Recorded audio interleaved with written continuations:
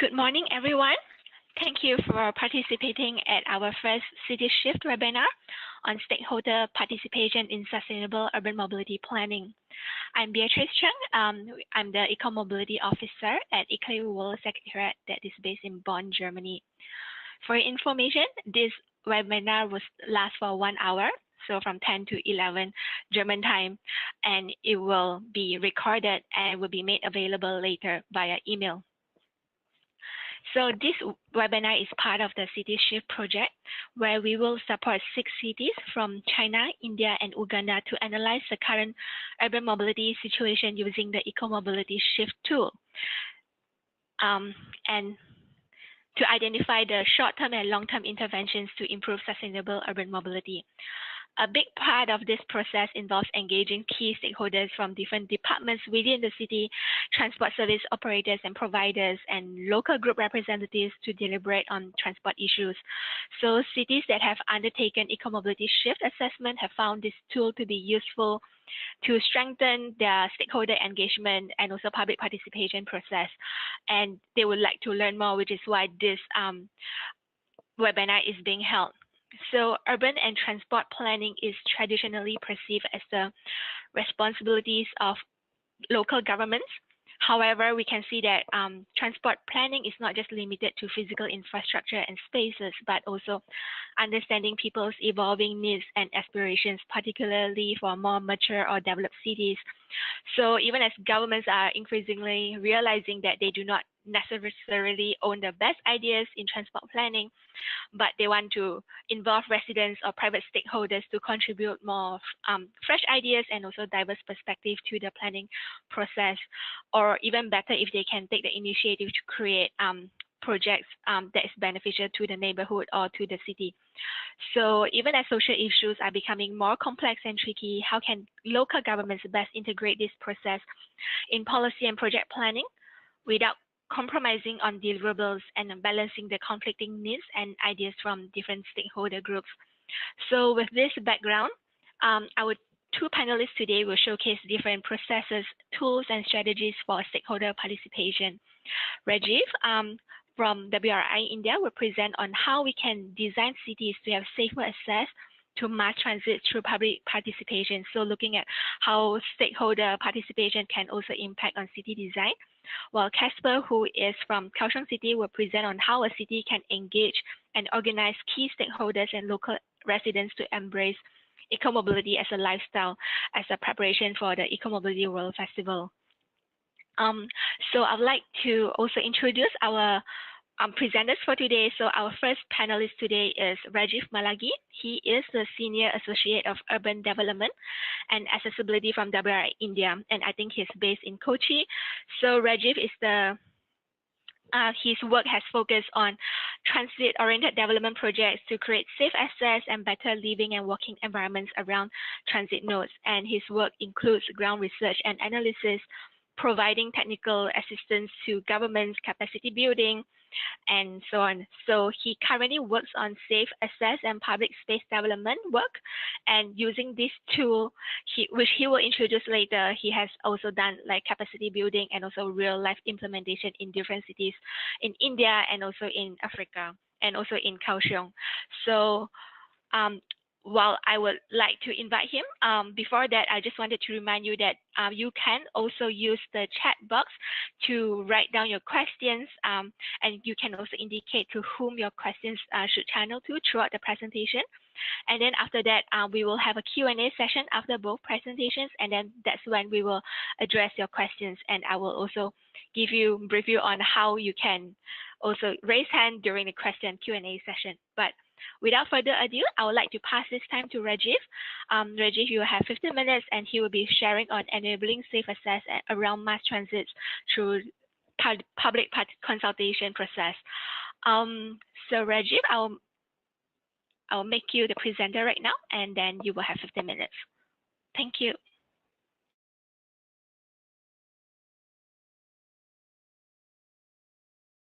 Thanks, Beatrice, for that introduction, and hello all. Beatrice has pretty much set the context for the whole webinar, where we are talking about the whole idea of public consultation as a part of enabling safe access around mass transit stations, and that's what I'm going to be talking about. I just wanted to start with a few scenarios here, particularly in the Indian context, where let's say if we take this person from Bangalore city here, who basically uses a metro and a motorcycle. He says he prefers using a motorcycle for 40 minutes rather than taking the metro for 15 minutes. That's pretty much because he has to constantly bargain with these feeder systems, which are usually called as auto rickshaws here in the Indian context, from his house till the metro. So he usually ends up losing a lot of money, or at the same time wasting a lot of time. So he eventually prefers to rather just take his motorcycle and ride a relatively longer distance rather than doing this. The next case we are talking about here is a woman from a city called Ahmedabad, who is a BRT user. BRT is basically a bus rapid transit, where she, as much as she loves using this kind of bus systems which are available in the city, but she feels quite unsafe to walk back to her house because the roads become isolated and dark in the night, which creates a lack of safety for these women to sort of walk through those streets. And shifting to the other side of a service provider, let's say a person like this who runs a cycle rickshaw as a manual, which is a manual rickshaw, is a non-motorized transport. He often faces challenges where if now, because of introduction of new systems like e-rickshaws and the petrol feeder systems, he has to constantly manipulate his prices to sort of become comparable to the new systems which are sort of coming in. So just to get a sense of with this background, the reason I'm showing that is, cities are sort of investing millions of dollars to create these kind of mass transit systems, where there is a lot of money gone in terms of building the infrastructure for these systems.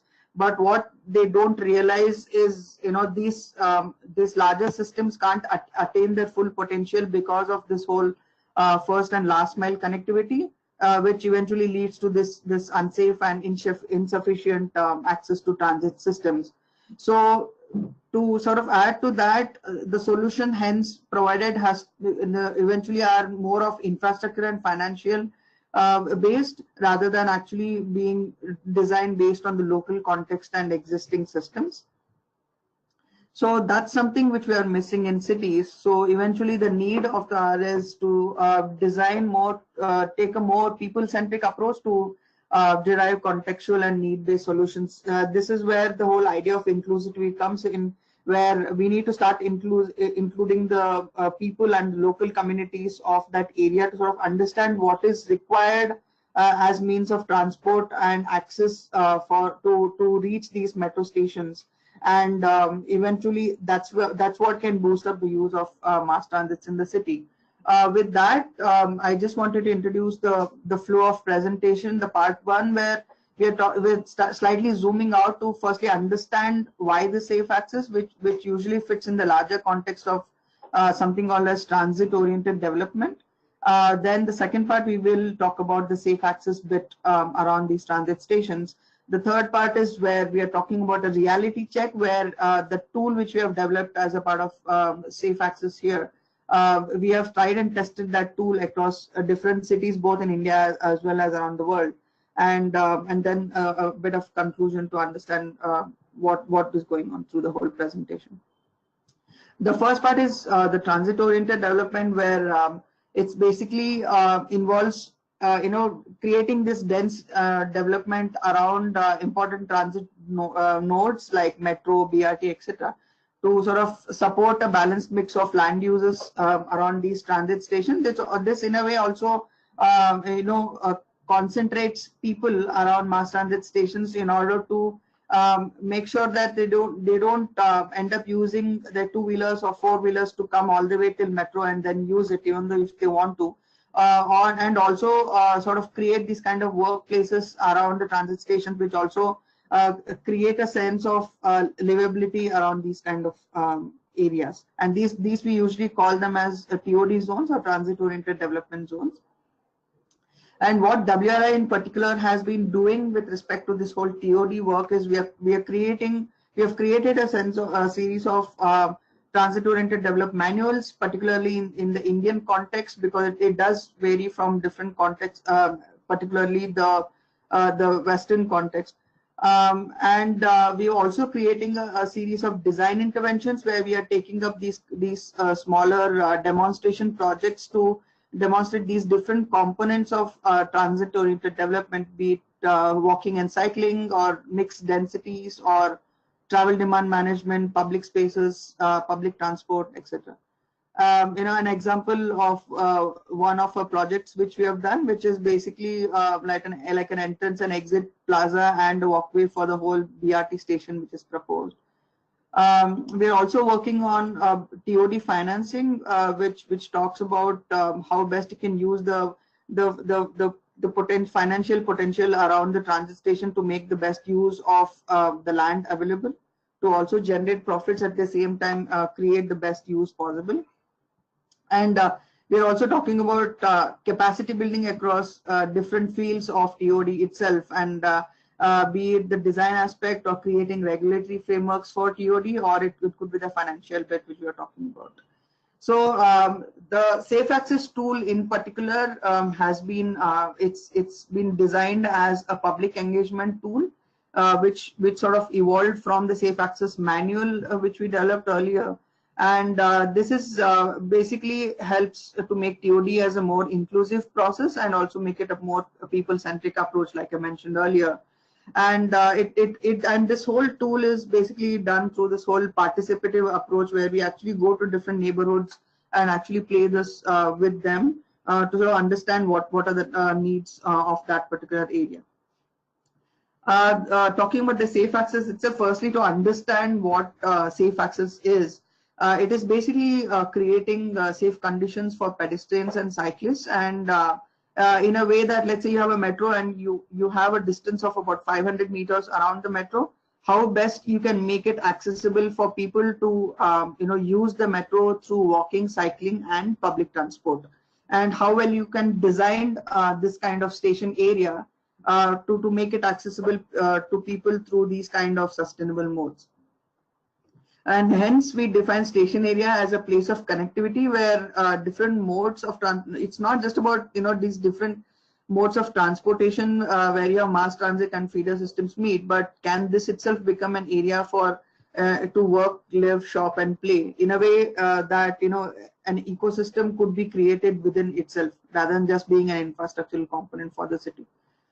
So as a part of Safe Access work, we have developed these 5 principles. The first one talking about, which is in blue, which is talking about pedestrian and cycling priority, where we talk about the need for walking and cycling around these neighborhoods. The second is enhanced public realm, where we are talking about creating public spaces, a network of public spaces, and also not looking at public spaces as just spatial entities, but also looking at streets themselves as public spaces. Then we have seamless integration of feeder system. We are talking about integrating different kinds of feeder systems with the mass transit, be it in terms of timing or in terms of the frequency of these feeder systems. The fourth one is the parking management bit, where we are talking about the whole idea of travel demand management around these transit stations. And finally, it's the safety and security, where we are talking about safety of women, children, and people of different vulnerable groups, and how this could be approached in terms of in its entirety. So for all these 5 principles, eventually people become the center of the whole approach, and hence this becomes an important tool to develop to engage people and the communities. So hence Safe Access is basically a platform to ideate and co-create last mile connectivity solutions around these mass transit stations, and it basically aims to educate participants regarding the need for safe access, and also derive actionable strategies. This also happens from where the solutions come from the participants in order to understand what they need for that particular neighborhood.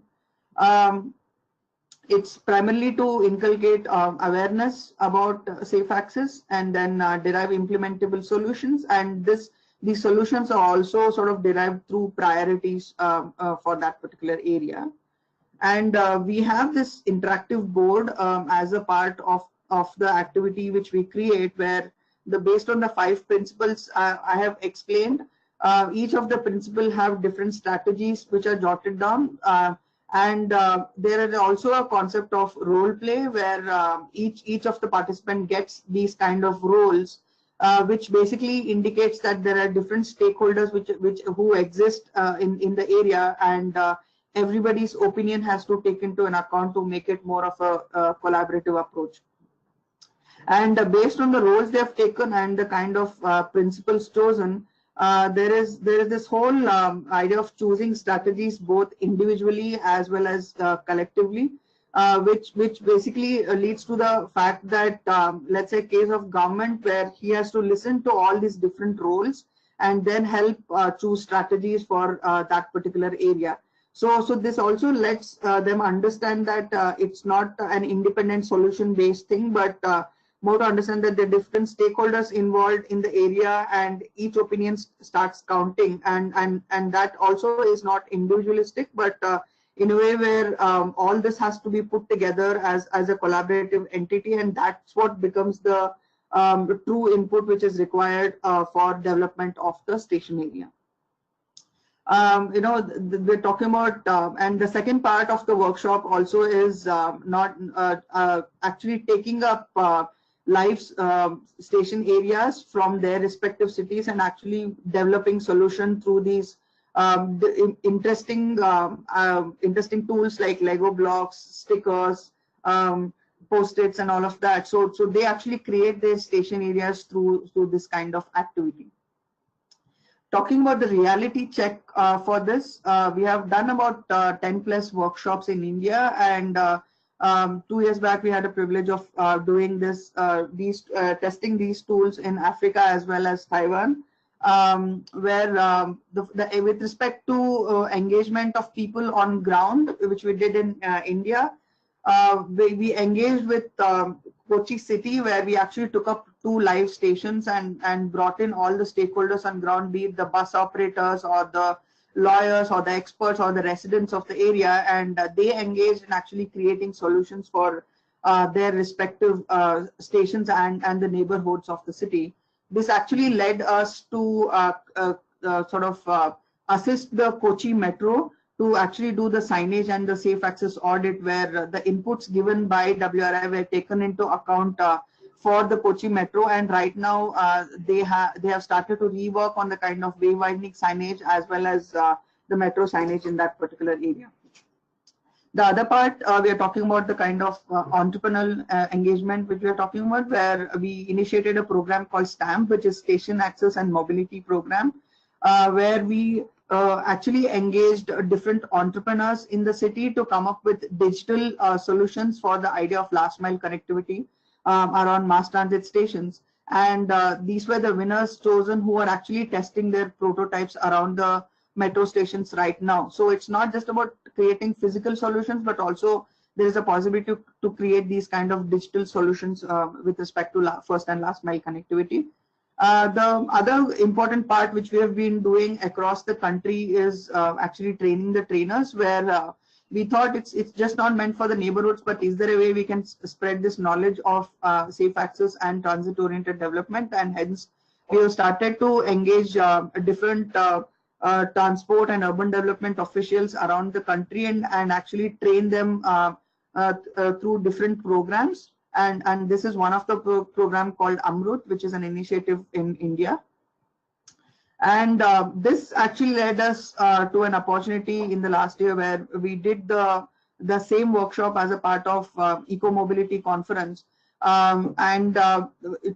Initially we were a bit doubtful that this tool is usually suitable for the Indian context, but we are not sure how well it can perform in an international context. But to our surprise, because there were participants from Southeast Asia, Africa, and some parts of the Europe, we actually realized that they face a lot of similar situations in their context, with respect to the idea of first and last mile connectivity, and hence this tool also became quite relevant for them to sort of adapt to their particular cities. And another workshop called LUTP workshop, which is Leaders in Urban Transport Program, and this tool was again tested in a city like Addis, which again has a very similar context as India. You could see this image where there is a big, as much as there are good mass transits available, but there is still a big chaos in terms of actually developing this whole last mile connectivity. So we did observe that the tool again sort of becomes accessible, applicable to these kind of contexts as well. So just to conclude the three areas I talked about with respect to the applicability of this workshop. One, it was tested for on-ground projects, where we engaged the local stakeholders on ground, and also this is what has led us to design some of the station areas and its elements in these cities. The second is the entrepreneurial engagement, where they were looking at last mile tech solutions and this led to creating digital solutions on ground where they're testing their prototypes, and finally building capacities where we are training the trainers and experts around the country and world, where they are basically attempting to adopt this idea of safe access solutions for their cities. Just to conclude, what I want to say is, can we relook at the idea of mass transit itself, not as individual infrastructure components, but more as livable spines of the city? And also, can we look at the idea of safe access around mass transit itself as more of a people-oriented and collaborative approach? And one last slide where we have a free downloadable online tool. It's called Enabling Safe Access to Mass Transit, and this is a toolkit which explains the step-by-step process of this whole workshop which we do, and that is uploaded on the CitiesSHIFT Learn website. And we are actually more than happy to collaborate with other cities around the world and in India as well to come and experiment this tool in each of your cities. And if anyone wants to contact us further, this is the email ID. Yeah, thank you. Beatrice, you can take it over. Thank you so much, Rajiv, for an interesting presentation. I think Rajiv's presentation has shown us that how this tool can improve inclusivity even as cities design for a more livable and people-centric approach of transport transport planning, especially involving people, local residents, private entrepreneurs, different city staffs. So one question that I have for you, Rajiv, is that even as you have used this tool in other contexts, like in Addis Ababa, so I guess you have seen some similarities in both cities also. So in many developing countries, one of the key challenges is that you can see that how there are many occupants who claim to be the owners of shared public space. For example, roadside hawkers, or who build on pedestrian pathways, or even on top of stormwater drainage, which is quite common, I think, in India and Africa.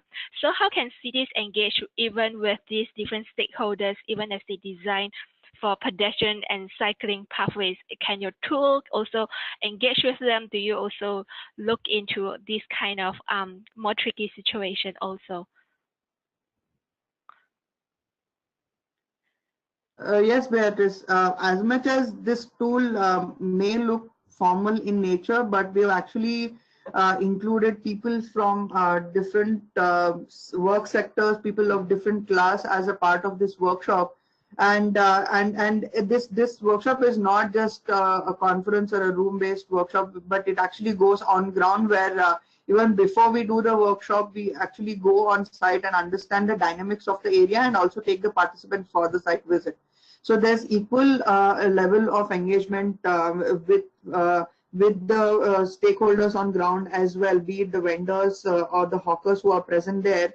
And at a later stage also, while it goes beyond just the workshop and to actually implement a few elements of safe access, they could be included as well. Something recently which we have been, which was started doing as a next step to safe access is the idea of these tactical urbanism projects, where we try to recreate these streets and public spaces to reorganize the space and make them understand that it could be used beyond its potential to make it more effective in nature. and that also led to they being more involved in the overall process to also cooperate with us and not just complain about the fact that they'll just be removed from that particular area. Okay, thank you so much, Rajiv. So right now, I would like to introduce our next panelist. He is Casper Su from the Transportation Planning Division of Kaohsiung City. He has been one of the key persons behind the whole Eco-Mobility World Festival in Kaohsiung, where he has engaged from mayors to political leaders, even up to like people on ground engaging the residences as well. And he is also one of the main brains behind the bike sharing system in Taipei. If I've ever used it, he is one of the key persons behind it.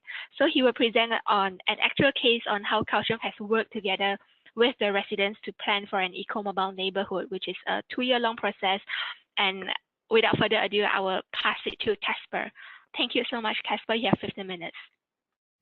Thank you, Beatrice, and hello everyone. This is Casper. I'm from Kaohsiung, Taiwan. And today we're regarding to talk about engaging the stakeholder participate in the sustainable mobility planning. I would like to share some case in Kaohsiung regarding to how to communicate with the neighborhood for the planning.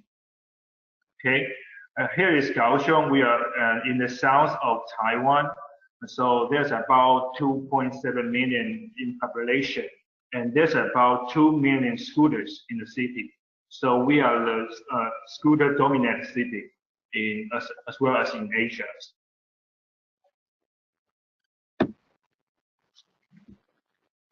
Sorry. So we also facing so difficult challenges that urban transportation partners are facing now. The first is traffic congestion. The second is the pollution. The third is the health issues. Of course, we also have the climate change issues. Also, we choose to work with EcoLink to work together toward an eco-mobility cities. We think the intelligent, shared, and a livable transportation environment is the best solution for the futures. So we host the Eco-Mobility World Festival 2017 with EcoLink and to show the demonstration of the cities. There's about 4 elements of the festival. Today I'm going to share I think the difficult part is to create and demonstration eco-mobile neighborhood in the city. So we choose Hamasen to become the demonstration areas. Why Hamasen? Hamasen is also facing the same transportation issues as we're facing now in Asia. You can see there's no sidewalk for the pedestrian, full with scooter parking along the street, and no parking space for the cars. People used to parking their cars in front of their house. So we got this big idea from EcoLink.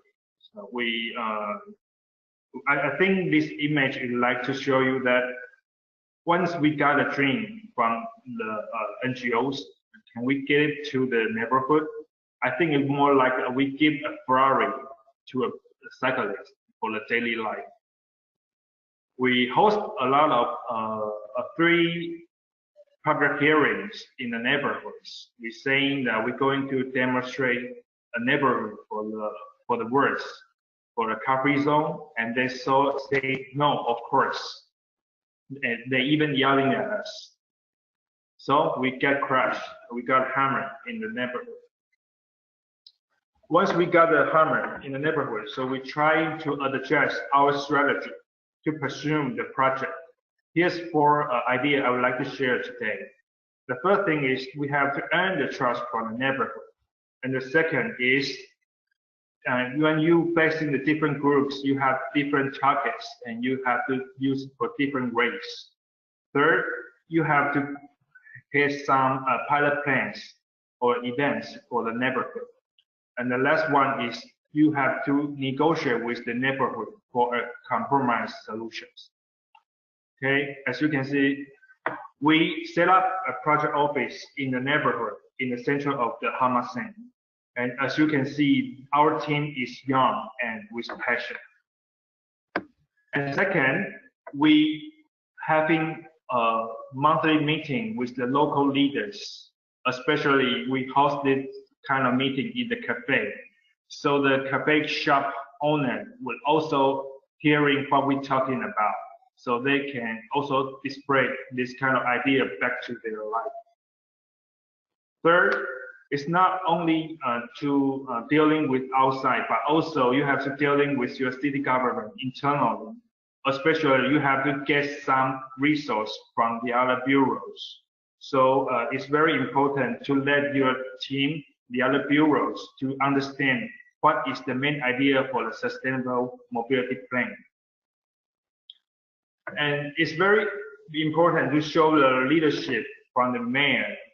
The mayor is very considerate about this festival project, and she visits the neighborhood almost every month to see what is going on and to hear the people from the neighborhood. As you can see, this is our Director General, and this is other Director Generals from the other bureaus. So it's very important to let the other bureau to participate in the project. Okay. So we're doing a lot of pilot project to show what we are going to do. So we improve their environment in the very first. Okay.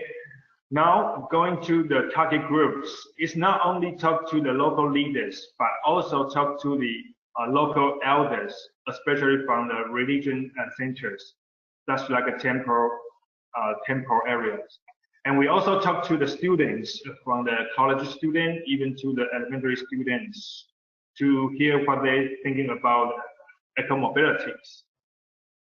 And this is a very big part of our project, is that we're starting our project from the children. As you can see, we hosting a story talking event with the big fan uncle here, and we have some test right in front of the elementary school. We also have the campus, and in the very end, they even got their own drama to play in the festival.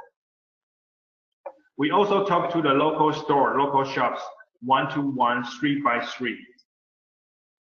And we also have ambassadors. We so-called ambassador is that they are the seed of the festival. So they can answer the question on behalf of the project team. So they can answer to their parents and to their neighborhoods what's going on the festival. And it's very important to have the private sector to join us for the festival. So you can see we got a postman to deliver the shop parts, and we have got a bus driver to take the delivery from the kids for the shuttles. Okay, with different groups, you've got different medias to do it. So we got various promotion approach, such like Facebook, Line, and you can even having the advertising board in the neighborhood. We even have a broadcast from the trash car. Okay, this is a very important thing that I would like to share with you. We issue the local newsletters from the 1st to the 10th.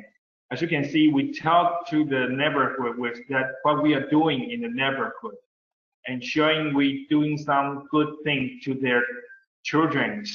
And you see the changes in the neighborhood. Okay, even we show the pilot plan, the events to them. That is not a big deal during the festival. So we got earning from them. Okay, the third part I would like to share is you can doing some pilot plan, even like a warm-up event. We for the festival, we got the 2-month warm-up event for 2 months. You can see we open the street to the market, so the pedestrian can really walk into the street. Although there's still some parking, so we doing this warm-up event by trial and errors. We also closed the parking slots for the drawing, so the kids then thinking about what they can thinking about the eco-mobility in 2017. We also have our booth every time in the warm-up event, so we can answer the question to the neighborhood. Okay, we also have the parade and test ride for the pilot plant. I'll come up to the last part is we talk to the neighborhood car to car to pursue them to move their car outside the neighborhood during the festival. Is that we come up with the compromise solutions. If we allow that they still can park their scooter in front of their house, but no four-wheel cars are allowed to parking in the neighborhoods. See that this is a great one and the great images that we have 2 years ago. And this is eco-mobility in Hamasan. Okay, this is it, and thank you for your attention, and thank you. And I think the most part is that you have to make your team patient, especially when you're doing the kind of sustainable mobility plan in the future. Thank you. Thank you so much, Casper. I think Casper has done a good job on explaining how you mobilize different groups of people and to engage with different groups of people, ranging from children to business people to even city bureaus. Even city bureaus themselves might need to also understand what exactly sustainable urban mobility or eco-mobility is all about. So Casper, I've got one question for you, is that I'm sure there were challenges that you have encountered even when you want to engage the residents, because not all residents understand what the concept of eco-mobility is. Like, why do I need to give up my car or my motorcycle to embrace walking and cycling? So what is the point of that? So how do you actually engage with them to settle what are the conflicting interests from the different group, and also to reach a consensus on what you want to do as a city? So what was the key thing that you have done to settle these kind of conflicts?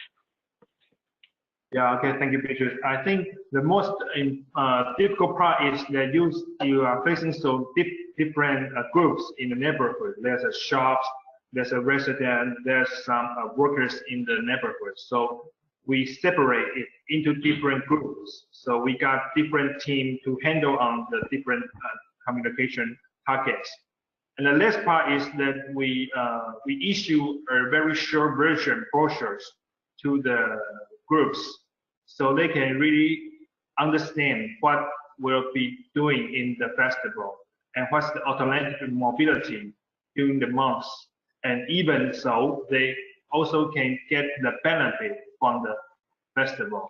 So for this kind of brochures, they're easy to read and easy to learn what we're going to be in the festival. Then they will come back to our local office in the neighborhood.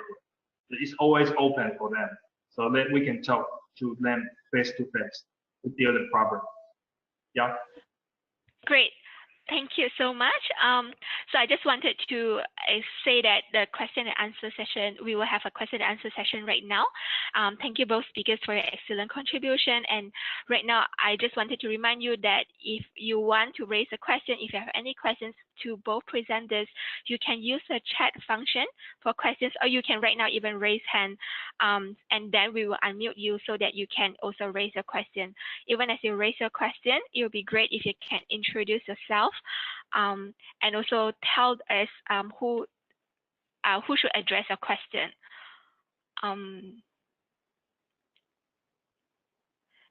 Even as you are doing this, maybe I can ask both of you some questions first. I'll start by asking is that how can you translate some of the feedbacks that you have received from the local residents or from the different groups who have conflicting interests? How do you translate all these things, process it, and so that you can also design accordingly? One of you could, anyone would like to ask a question? Sorry, and address a question. Rajiv, or maybe I will raise this question to Rajiv first. Yeah, Beatrice, as much as we do engage, I mean, at least with respect to WRI, our role usually has been to serve as to provide technical assistance to governments, to serve as experts in this field, and to bridge the gap between the stakeholders and the governments together. So what we essentially do is these tools actually help us to sort of engage with the residents and also get their feedbacks with respect to the solutions required for the whole thing. And at the same time, what we do is then we take down these solutions and then reflect that as solutions through our expertise and come down with required design proposals for the whole thing. I have a question right now from one of the participants, from Nadir. Nadir asked, please elaborate on the difficulties that you face in engaging the stakeholders, and how did you overcome those challenges? And I think this question would be raised to Casper. Okay, I think the most part is not outside the project. Is as what I'm saying is internally in the organizations, is that I have to get some resource from the other bureaus. So how to earn the leadership, earn the trust from the leadership, from the mayors, to pursue the project is very important. To show some dream of the eco-mobility who comes up. This is the first part. And the second part is that it's not easy to talk to the local leaders because they got some pressures. They have been elected. So it's not always not easy to talk to them. But as I'm saying, once you have some meeting in the cafe shop in the neighborhood, some people were hearing, what are you doing? And they will provide different point of view of the eco-mobility, not just only from the local leaders, but also from the local shops. It's very important, so they can spread the whole idea back to their neighborhoods. It's very successful one. Thank you. I see that one of you has raised your hand. Wolf, would you like to ask your question? We can unmute you right now.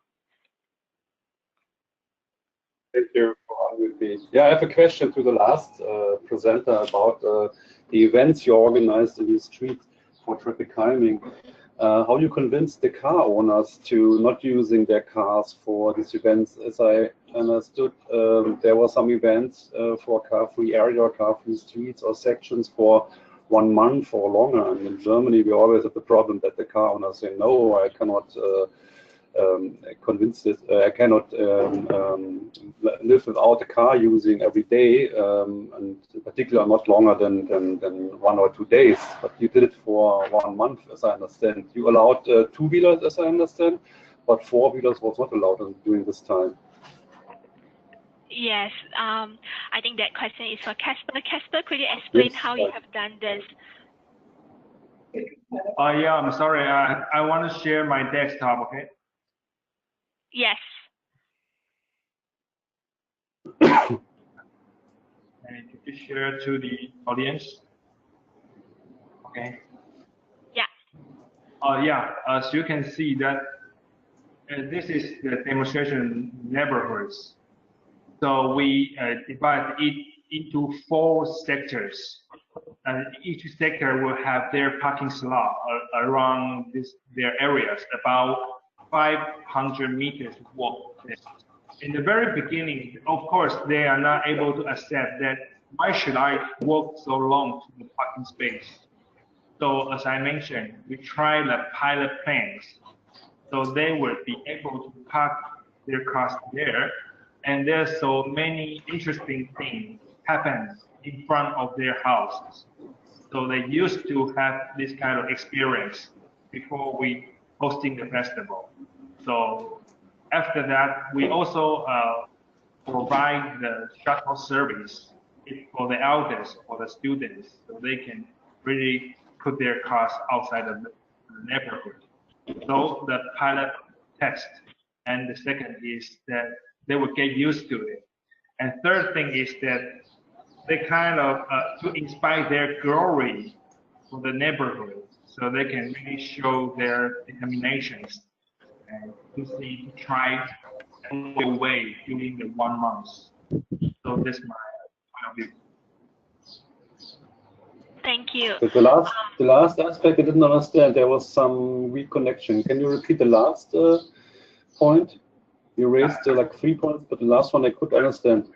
The last one is to inspire their glory, their inside their heart, in their mind, that they would also like to, yeah, their glory. Okay. Thank you. Thank you. Thank you. So I guess Thank you very much. Thank you so much. I think what he said is that you need to show your benefits first to the residents on why we should do this. And then I have a question from Sunny to Rajiv. And the question is, how often do you update the tool to reflect the local needs? That's question number 1. And question number 2 is, can the local governments use the tool without WRI support?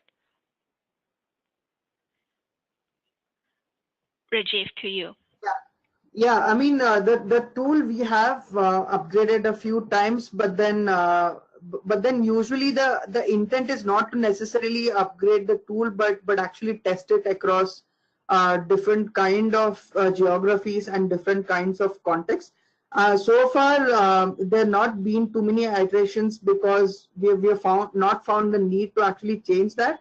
But going forward, I think based on further engagements, if at all we find the need to sort of change that, then yes, definitely. But the strategies which have been developed as a part of this whole interactive exercise are pretty much generic in nature, in a way that each participant can actually adapt it to his or her context which is given. And hence we didn't want to make this too complex or make it too context specific. And hence we didn't find too much of a need to actually keep doing multiple iterations of this.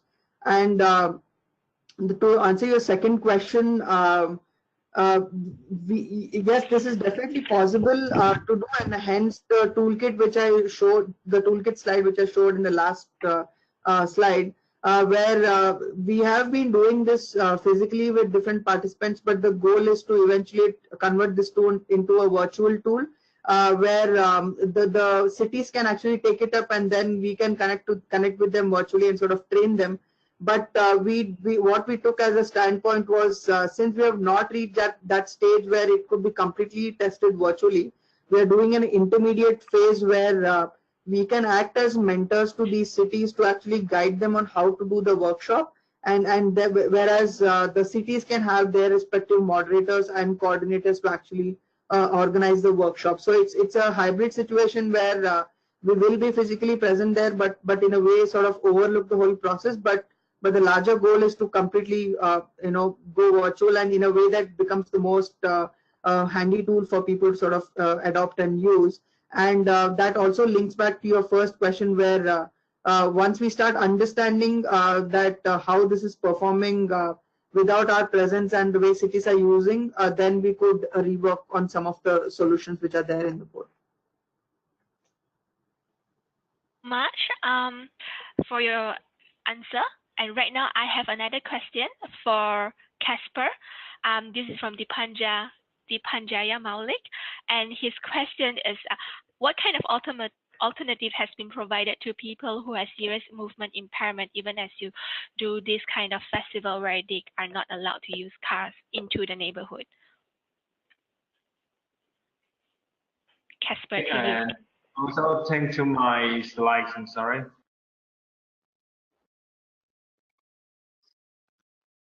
Okay. Here we go. We provide 5 kind of alternative service. Is that we provide free parking space. There's about 562 parking space, not even close to the neighborhood, but also takes about 5 minutes shuttle to the parking space. But we do provide a parking space for them for free. And secondly, that we provide alternative shuttle service from EV scooters and EV car and EV buses, so they can back to their house with our shuttle service. And third is that they have to give up their daily use car, right? So we provide them a kind of cars, so they are willing to use the city transit during the time, even like a ferry, a bus, and the metros. And the fourth thing is that we provide the rental service, so they can free rental their scooter, the bikes, and the EV scooters. Of course, there's only few scooters they can really rent it, but free bikes for them. And the next one is that for the shops, we provide the free shuttle service. So the postman would deliver your vegetable or your deliver parts. So they would help us to do the deliver things. So this kind of 5 kind of alternative mobilities. Thank you. So I do hope that during the festival, I guess there are more people who are on wheelchairs or like elderly people who are not so good at walking. They are walking on the streets, I guess, because there are not as many cars or motorcycles who are on the road. They are speeding. One last question, also to Casper from Sunny, is that in some cases, how do you motivate other key decision makers like the vice mayor or the head of transport? In some cases, the mayor is committed, but the other mayors or the other city staff, they are not so committed. Did Kaohsiung show good practices to the key decision makers to motivate them to embrace this kind of concept? Casper, to you also. Sorry, can you repeat again? Sorry. Okay, the question is, how can you motivate other key decision makers like the vice mayor or the head of transport, other political leaders or city leaders to embrace the idea of having eco-mobility in a neighborhood? So in some cases, you just need to think of some cities who are interested to replicate this kind of concept that you have done in Kaohsiung, but the mayor might be committed, but some other key decision makers are not. So did Kaohsiung show any good practices to key decision makers to motivate them? How can other cities also learn from you, even they are interested in this? Okay, I think the key point is that you have to set up some stage for the other bureaus, so they can also join the event during the festival. For example, there's a lot of street market during the festival. So we asked the Economic Development Bureau to help us to host the kind of marketing. So they really participate in this kind of events. Also to the Urban Development Bureaus, we got a handover after the festival back to the Urban Planning Bureau. They got new projects to renew the whole neighborhoods after the festival. So I think the key issue is to have some stage for them so they can share their power to work together. Okay, thank you so much for all your participation, from all the questions that you have raised from the participants, and also thank you to the panelists for answering them as well. So I would like to conclude some of the key takeaways that we have learned from this webinar is that, especially from the 2 presentations, firstly, I guess, is to adopt a more open and collaborative approach and bring on various stakeholders. It is important to improve inclusivity, even in this process of planning to see a city or policy planning or designing a city. So involving communities, civic groups, businesses, and there are so many different approaches that you can do. The Safe Access tool that Rajiv has presented, or a more digital kind of approach to this also.